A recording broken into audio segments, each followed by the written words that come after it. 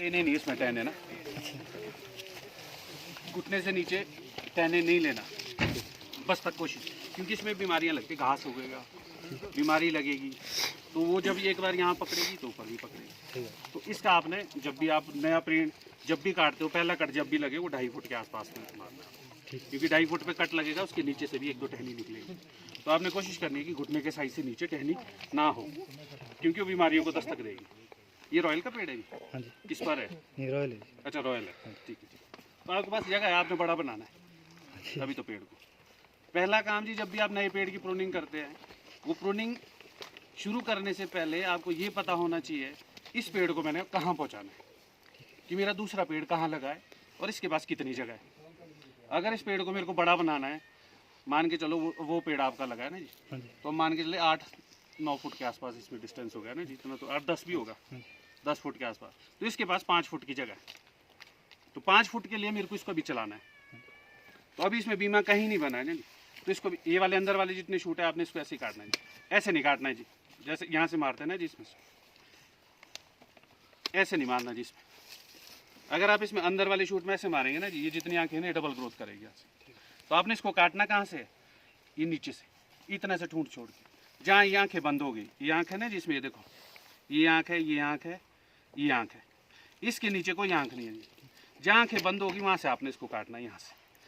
तब इसमें कैसे निकलेगा, ये देखो जैसा यहाँ निकला, ये पिछले साल भी ऐसे ही लगा था कट, ये देखो इसमें छोटी सी पिन निकली ना जी, ये बीमा बनेगी। इसको भी हमने ऐसे ही काटा, यहाँ से पिन निकलेगी इसमें, तब बीमा बनेगा। अगर इसको मैं इतने स्टम्प पे काटता ना जी, इसने फिर इसमें वो ग्रोथ छोड़नी थी यहाँ से, वो उसने ग्रोथ लेनी थी, तो फिर ये मर जाना था। तो ये है हमारे पास अभी, इसने हमने इसको आगे लेके जाना है। आपने बहुत ज़्यादा हार्ड नहीं करना है, यहाँ नहीं आना आपने, आप इसको अभी यहाँ काटो, क्योंकि आपको अभी ग्रोथ की टेंशन नहीं है, क्योंकि इसमें बीमा नहीं है। आपको हार्ड प्रूनिंग कब करनी है? जब बीमा बन जाता है। जब बीमा बन गया, क्योंकि खुराक ले रहा है बीमा, तो फिर वो ग्रोथ की तरफ नहीं जाने देगा पेड़ को। तो इसीलिए आप इसको अभी, अगर आपके 4 फुट की ग्रोथ है तो आप इसको 3 फुट रख सकते हैं, अगली साल ये 3 फुट और बढ़ेगा। आपने हार्ड प्रूनिंग तब करते लानी पीछे को जब इसमें बीमा बनना शुरू हो जाएगा, क्योंकि खुराक वो लेगा।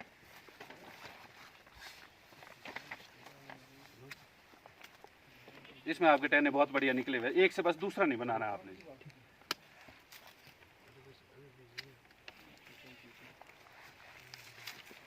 बस इसको ऐसे सिंगल सिंगल लेते चलना है जी आपने, जैसे आप चला रहे हो अभी।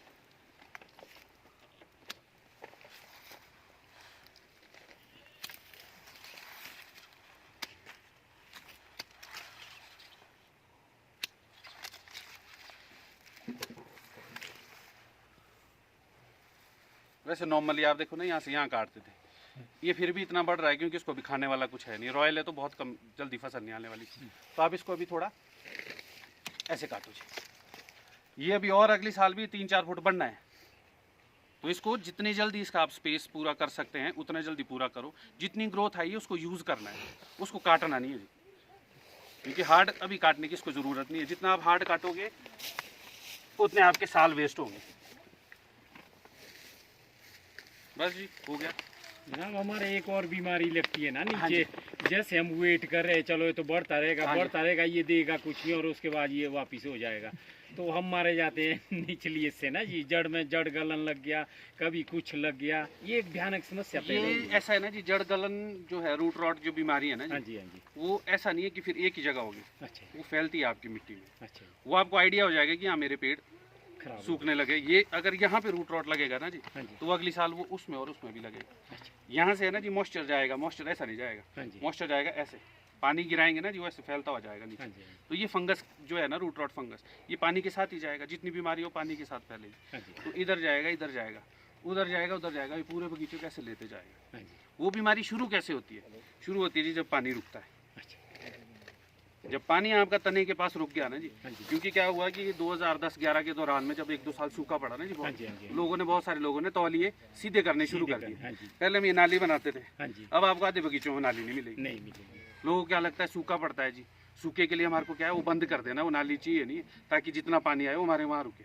पर वैसा नहीं है जी, हमारे को पेड़ को पानी उतना चाहिए जितना वो गिरा और नीचे चला गया। ऐसा नहीं है कि आपने तने के पास भर के रखा, हाँ जी, रात को भरा पानी जी, कि वो इतना डीप लगाई जी, भर के रखी कि सुबह तक ये नीचे जाएगा, वो बीमारी को घर करेगा जी। तो इसीलिए ये वाला आपका पानी हमेशा निकलते रहना चाहिए। दूसरा, आपके पीछे जब हम तौलिए बनाते हाँ हैं, जी। तौलिया भी थोड़ा ऊंचा ऐसे बने ना जी, पीछे वाला भी पानी जो ऊपर की यहाँ वाली जो बीमारी है उस पेड़ के पास जब जाएगी ना जी, वो इसीलिए वो पहले ऐसे उठाते थे उन तौलियों को। पीछे होती थी नाली बनी हुई हाँ ऐसे, जी, हाँ जी। ताकि वो वहाँ से उधर से बाहर निकल के आगे चला जाए। आपने जो पानी को रुकने नहीं देना जी, तब वो बीमारी अपने आप खत्म होगी। अगर बहुत ज़्यादा है तो उसके और इलाज है जी, आप ट्राइकोडर्मा ड्रेंचिंग कर सकते हैं। सबसे सस्ते इलाज जो है वो एक बार बनाना है, 10 बार चलेगा पूरी साल के लिए। तो वो आप, अगर आपको लगता है कि इस पोर्शन पे मेरे पेड़ नहीं चल रहे हैं, तो आप ट्राइकोडर्मा कल्चर बनाओ।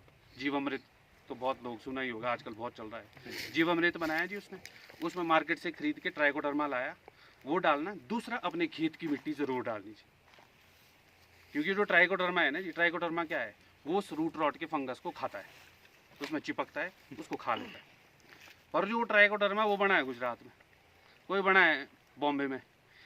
यहाँ के क्लाइमेट की जो बीमारी है ना जी, उसको खाने वाला कौन है, यहीं के क्लाइमेट में पैदा हुआ हुआ। हाँ जी।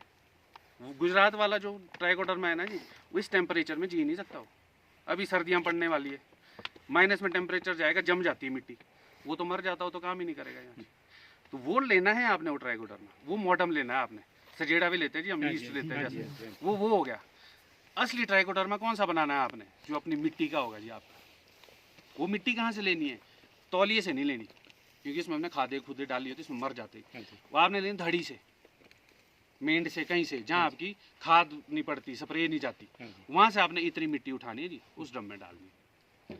अब जो ट्राइकोडर्मा हमारे अपना भी था ना नहीं, यहाँ है तो है, मिट्टी में हमारे है, पर जहाँ हम खादे डाले वहाँ खत्म हो गया। उस ट्राइकोडर्मा को अब हमने तैयार करना है लाखों करोड़ों की इसमें, वो उस ड्रम में आपने मिट्टी डालनी है, उससे वो तैयार होगा। नॉर्मली जिस पोर्शन में आपको लगता है कि यहाँ मेरी बीमारी लग रही है, पेड़ नहीं चलते, उसकी आप, वो 10 दिन में ट्राइकोडर्मा तैयार हो जाता है। हर 15 दिन में उसकी ड्रेंचिंग करो, हर 15 दिन में ड्रेंचिंग करो, 1 साल तक खत्म ही हो जाएगा जी। गोबर के गड्ढे आपके बनाए हैं, गोबर इकट्ठा करते, उसमें भी जब आप कल्चर बनाते हैं, 20 लीटर की बाल्टी उस गोबर में भी डाल दो।